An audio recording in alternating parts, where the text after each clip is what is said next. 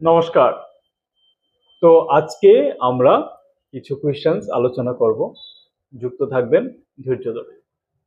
What is smart art in MS word?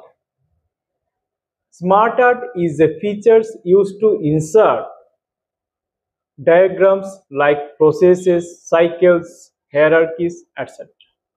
তো smart আর্টের মধ্যে বিভিন্ন ধরনের ডায়াগ্রাম থাকে, যেগুলির মাধ্যমে আমরা কি করতে পারি, বিভিন্ন ধরনের প্রসেসকে দেখাতে পারি, লাইফ সাইকেলকে দেখাতে পারি এবং হায়ারার্কি দেখাতে পারি।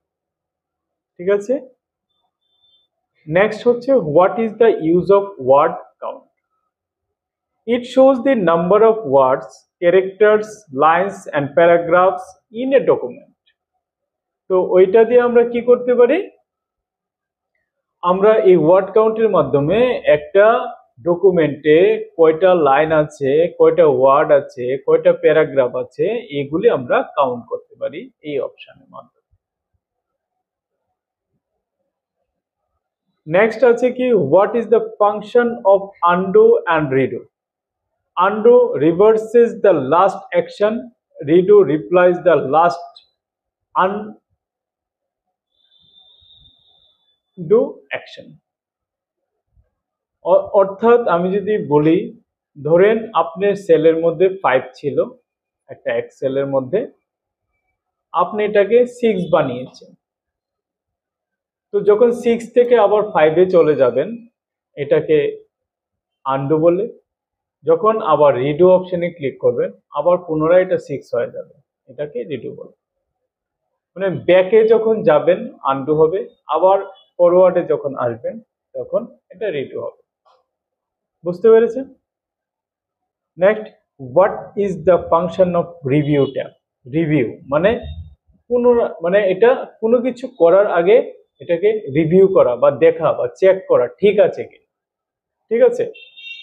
তো it offers tools of spelling check, যেরকম স্পেলিং ভুল আছে কিনা এটা চেক করা, comments, tracking changes and comparing documents, এবং ডকুমেন্টের সাথে কম্পেয়ার করা সবকিছু ঠিক আছে কিনা। Next, how do you insert a table? Insert table কিভাবে করবেন? Go to insert tab, then আপনি কি করবেন, click on table option, then select the number of rows and columns. আপনার যতটা কলাম লাগবে, যতটা রো লাগবে সিলেক্ট করে নেবেন, অথবা ভ্যালুস বসিয়ে নেবেন, দিয়ে ওকে করবেন, আপনার টেবিল ক্রিয়েট হয়েছে। ঠিক আছে। তো আজকের এই ক্লাসটাতে 5টা কোয়েশ্চেন আলোচনা করলাম। আপনারা এগুলি নোট করবেন, খাতায় লিখবেন, লিখে শিখবেন, তাহলেই কিন্তু বড় হতে পারবেন। খুব ইম্পর্টেন্ট। প্র্যাকটিক্যাল যেরকম ইম্পর্টেন্ট থিওরি, তার থেকে অনেক বেশি ইম্পর্টেন্ট। থিওরিতে যত স্ট্রং থাকবেন, প্র্যাকটিক্যালে তার থেকে বেশি স্ট্রং থাকবেন। থিওরিটা ইম্পর্টেন্ট। আর তাছাড়া আপনারা জানেন, খারাপ পাবেন না, সেম কাজটাই করছে যখন রাস্তায় কোনো সাইডে দোকান নিয়ে আমরা শপ খুলে আমরা কাজটা করি, স্কুটার ঠিক করি, বাইক ঠিক করি, ভেহিকেল ঠিক করি, তখন আমাদেরকে মেকানিক্স বলে।